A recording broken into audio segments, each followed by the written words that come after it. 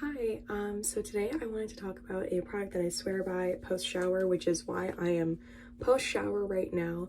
It is the Tower 28 SOS Daily Rescue facial spray. This has been a go-to of mine for literally years.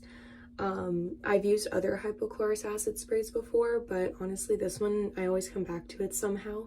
I really like this one, and it's so easy to use, feels so great. So let's get started. I just give it a good shake, very good shake, and yeah, it doesn't sting or anything, at least for me. I feel like it actually sprays like a good amount of liquid, which a lot of other spray mechanisms don't necessarily do.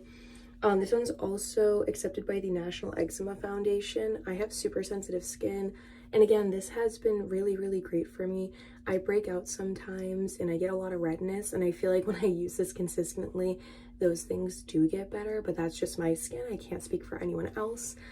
So I do recommend giving this a try. You might as well. It also would make a really great gift. It also comes in like a smaller sample size as well.